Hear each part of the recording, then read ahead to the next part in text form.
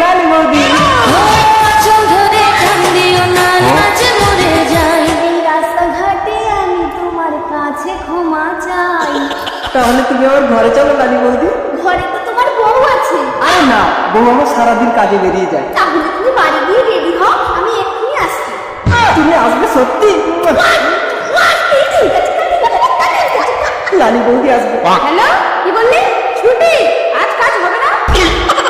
কি সর্বনাশ, ছুটি? তার মানে বউ আজ ঘরে থাকবে? এবার কি হবে?